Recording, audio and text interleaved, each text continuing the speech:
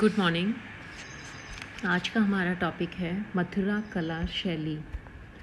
कुषाण काल में मथुरा भी कला का प्रमुख केंद्र था, जहां अनेक स्तूपों, विहारों एवं मूर्तियों का निर्माण करवाया गया। इस समय तक शिल्पकारी एवं मूर्ति निर्माण के लिए मथुरा के कलाकार दूर दूर तक प्रख्यात हो चुके थे। दुर्भाग्यवश आज वहाँ एक भी विहार शेष नहीं है, किंतु यहाँ से अनेक हिंदू, बौद्ध एवं जैन मूर्तियाँ प्राप्त हुई हैं। इनमें अधिकांशतः कुषाण युग की हैं। कनिष्क, हुविष्क तथा वासुदेव के काल में मथुरा कला का सर्वोत्कृष्ट विकास हुआ। प्रारंभ में ये माना जाता था कि गंधार की बौद्ध मूर्तियों के प्रभाव एवं अनुकरण पर ही मथुरा की बौद्ध मूर्तियों का निर्माण हुआ था, परंतु अब यह स्पष्ट सिद्ध हो चुका है कि मथुरा की बौद्ध मूर्तियाँ गांधार से स्वतंत्र थी तथा उनका आधार मूल रूप से भारतीय था। वासुदेव शरण अग्रवाल के मतानुसार सर्वप्रथम मथुरा में ही बुद्ध मूर्तियों का निर्माण किया गया, जहाँ इनके लिए पर्याप्त धार्मिक आधार था। उनकी मान्यता है कि कोई मूर्ति तब तक नहीं बनाई जा सकती जब तक उनके लिए धार्मिक मांग न हो। मूर्ति की कल्पना धार्मिक भावना की तुष्टि के लिए होती है। इस बात के प्रमाण है कि ईसा पूर्व पहली शताब्दी में मथुरा भक्ति आंदोलन का केंद्र बन गया था, जहाँ संकर्षण, वासुदेव तथा पंचवीरों जो कि बलराम, कृष्ण, प्रद्युम्न, अनिरुद्ध तथा सांब की प्रतिमाओं के साथ ही साथ जैन तीर्थंकरों की प्रतिमाओं का भी पूर्ण विकास हो चुका था। इसका प्रभाव बौद्ध धर्म पर पड़ा, जिसके फलस्वरूप बौद्धों को भी बुद्ध मूर्ति के निर्माण की आवश्यकता महसूस हुई। कनिष्क के शासनकाल में महायान बौद्ध धर्म को राजकीय संरक्षण प्राप्त हो गया। इसमें बुद्ध की मूर्ति रूप में पूजा किए जाने का विधान था। बौद्धों की तृप्ति अब केवल प्रतीक पूजा से नहीं हो सकती थी। उन्हें बुद्ध को मानव मूर्ति के रूप में देखने की आवश्यकता प्रतीत हुई और इसी भावना से मथुरा के शिल्पियों द्वारा पहले बोधिसत्व तथा फिर बुद्ध मूर्तियों का निर्माण किया गया। गांधार कला में किसी भी प्रकार के धार्मिक आंदोलन का प्रमाण नहीं मिलता है। यह नहीं कहा जा सकता कि मथुरा या गांधार के किसी शिल्पी ने क्षणिक भावावेश में आकर बुद्ध मूर्ति की रचना कर ली हो, लेकिन यह मानना तर्कसंगत है कि बुद्ध मूर्ति रचना की पृष्ठभूमि काफ़ी पहले से ही प्रस्तुत की गई होगी और यह पृष्ठभूमि मथुरा के धार्मिक आंदोलन से तैयार हुई। मथुरा से कुछ ऐसी बोधिसत्व प्रतिमाएं मिली हैं जिन पर कनिष्क संवत की प्रारंभिक तिथियों में लेख खुदे हैं। इसके विपरीत गांधार कला की मूर्तियों में से एक पर भी कोई परिचित संवत नहीं है।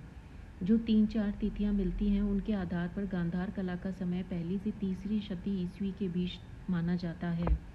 इस प्रकार मथुरा की बौद्ध प्रतिमाएं प्राचीनतर सिद्ध होती हैं।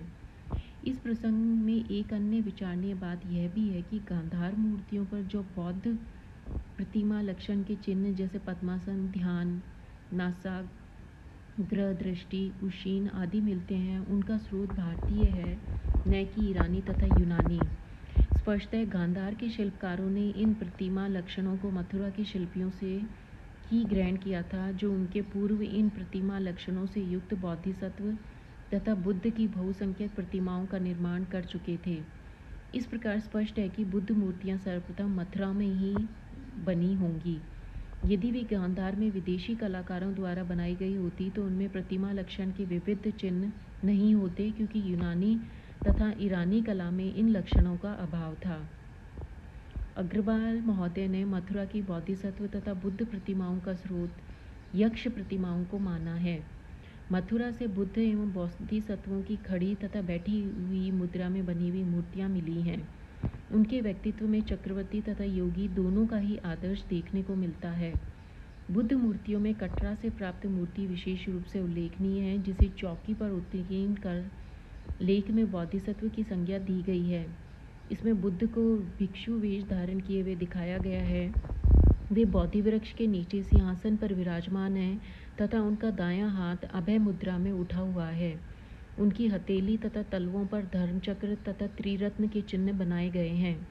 बुद्ध के दोनों ओर चामर लिए हुए पुरुष हैं तथा ऊपर से देवताओं को उनके ऊपर पुष्प की वर्षा करते हुए दिखाया गया है। बुद्ध के पीछे की तरफ वृत्ताकार प्रभामंडल दिखाया गया है। इसके पूर्व की मूर्तियों में हमें प्रभामंडल नहीं दिखाई देता। अनेक विद्वान इसके पीछे ईरानी प्रेरणा स्वीकार करते हैं, जहाँ देव मूर्तियों के पृष्ठभाग में प्रभामंडल बनाने की प्रथा थी। इस प्रकार समग्र रूप से यह मूर्ति कलात्मक दृष्टि से अत्यंत प्रशंसनीय है। अभय मुद्रा में आसीन बुद्ध की एक मूर्ति अन्य ओर से मिली है जिसे बोधिसत्व की संज्ञा दी गई है। इस पर कनिष्क संवत 51 अर्थात 129 ईस्वी की तिथि अंकित है। बुद्ध मूर्तियों के अतिरिक्त मैत्रेय, काश्यप, अवलोकिताश्वर आदि बोधिसत्व मूर्तियां भी मथुरा से मिलती हैं। मैत्रेय भविष्य में अवतार लेने वाले बुद्ध हैं। मान्यता के अनुसार शाक्य बुद्ध के परिनिर्वाण के 4000 वर्षों पश्चात उनका जन्म होगा। मैत्रेय मूर्तियों में उनका दायां हाथ अभय मुद्रा में अथवा कमल नाल लिए हुए तथा बायां हाथ अमृत घट लिए हुए दिखाया गया है। काश्यप को सप्त मानुषी बुद्धों में गिना जाता है। इनका चित्रण भी मिलता है। वे मूर्तियां सफ़ेद, चित्तीदार, लाल एवं रवादार पत्थर से बनी हैं।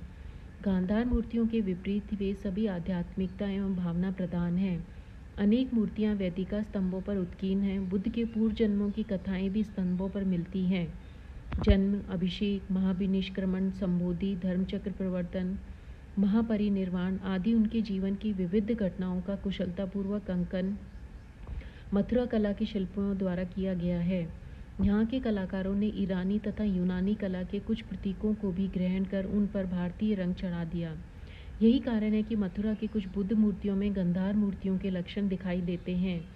जैसे कुछ मूर्तियों में मूंछ तथा पैरों में चप्पल दिखाई गई हैं। कुछ उपासकों की भी मूर्तियां हैं जो अपने हाथ जोड़े हुए तथा माला ग्रहण किए हुए प्रदर्शित किए गए हैं।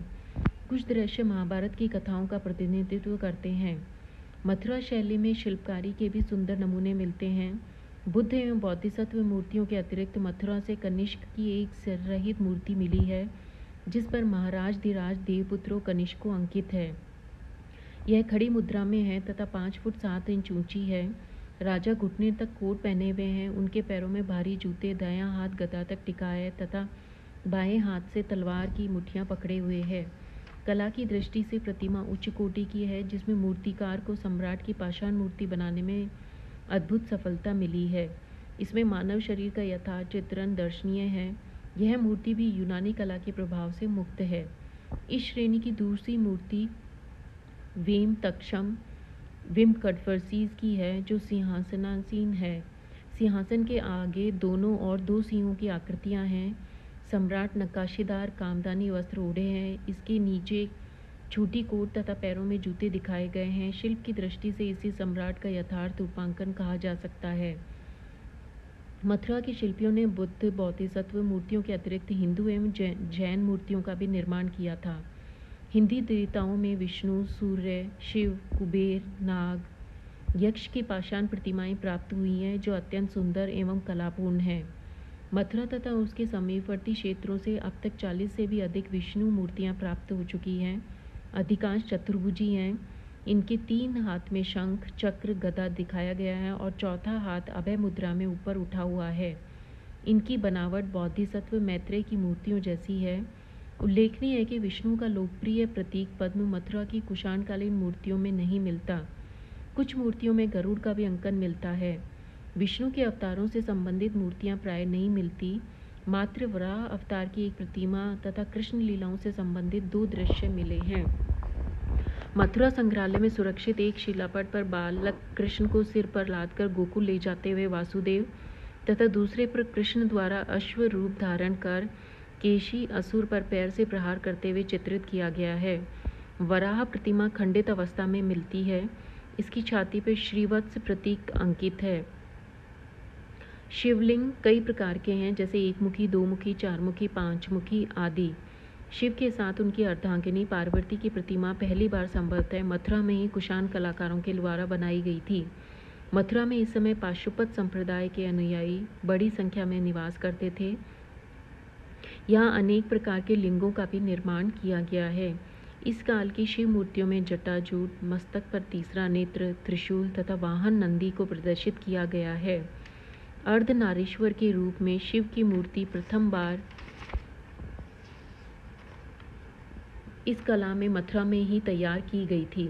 शिव के विविध रूपों वाली मूर्तियां कलात्मक दृष्टि से काफ़ी सुंदर हैं। मथुरा कला में सूर्य प्रतिमाओं का भी निर्माण किया गया।